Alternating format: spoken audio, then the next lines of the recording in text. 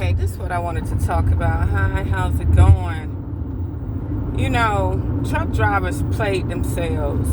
I'm going to explain something to you. We have 70 work hours in a day. Work hours, meaning all the trucking companies that pay by the hour, these truck drivers are getting paid. Whether the wheels are rolling or not, these truck drivers are getting paid.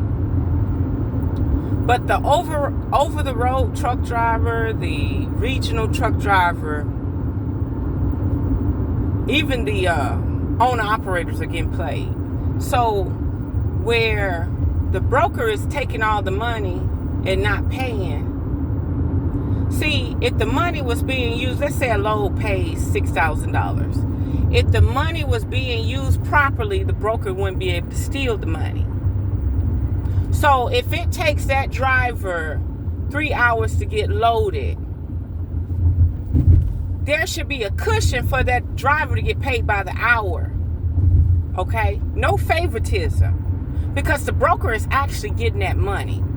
If you hear a truck driver, they say, I like the good old days when we had paper logs. I like the good old days. Or when I go to the shipper, I go off duty so I can have more time to drive. But legally, by law, you're working. You're working. When you go to that gate and you talk to the check-in people, when you go to your dock, you open your doors, you slide your tandems, you're working. When you do your pre-trip and post-trip and fuel, you're working. And you should get compensated for them hours. When they can't get you back home in time, they should compensate you. Because if you're late, if you do something wrong, if you can't account for your truck and trailer, they fire you. So if you got to be so responsible and log all your work duty hours, you need to get paid for them. Truckers really gotta, if they don't do nothing else right, because technology and AI is about to get rid of drivers anyway. But all that money that the company could have been voicing for to get through the broker has come to realize they're not paying these people the hours they there. They're not paying these people for their work duty hours. This all the money we can keep.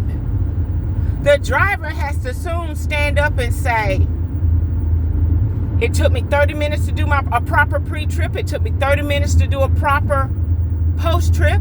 It took me 30 minutes to fuel. That's if you get paid $20 an hour to do that, that's an extra $30 a day. Then if you go to the shipper, why you think they done started paying stock pay? If you pick up a load, JB Hunt give you $25. If you drop a load, JB Hunt give you $25. Because they know by law they were supposed to pay you by the hour.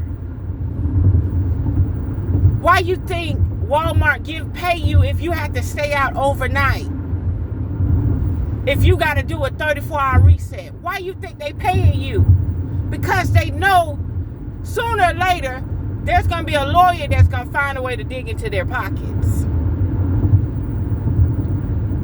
So what I'm saying is quit being in a rush to say, I'm going to go off duty so I could drive as many miles as I can.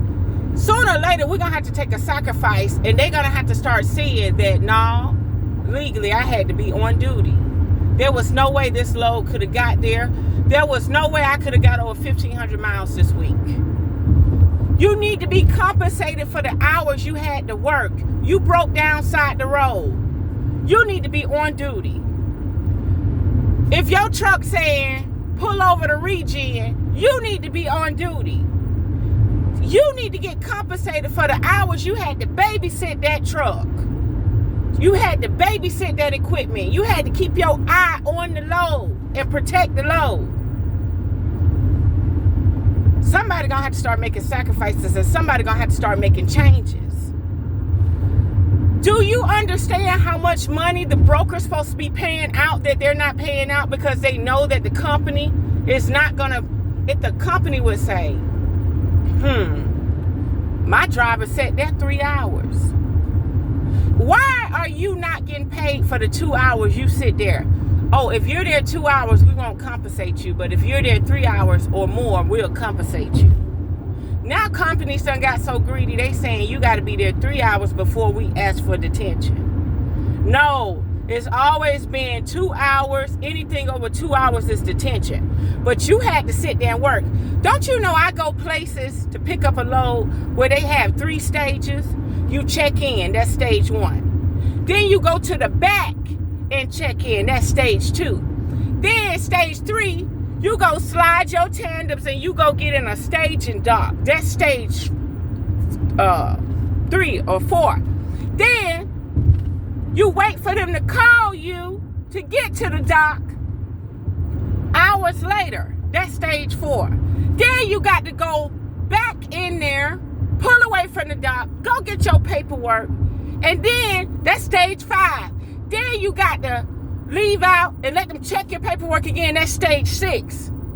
Why aren't you getting compensated?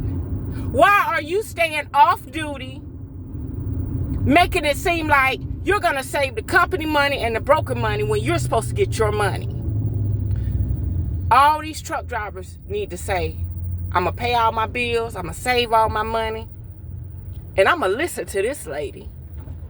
Why are we trying to, why have we let them trick us with the cliche, you don't get paid if the wheel's not running? No, baby, I'm on duty, I'm working. It say I could work up to 70 hours a week. Listen, baby, you could work 14 hours a day on duty. That truck never has to move. So you mean to tell me if the wheels ain't turning? You know how people stay off duty? You laid over somewhere. You laid over. The company can't find you a load. All the time you waiting for, ding, here's your load information. The 2 and 3 days you've been waiting there for that ding, you've been off duty trying to save time. Trying to save it so you can get miles. Quit doing that. You're playing yourself. You have 70 hours a week that you can work on duty. So you need to find a way to get compensated for being on duty. Now that's something Teamsters is not going to show you.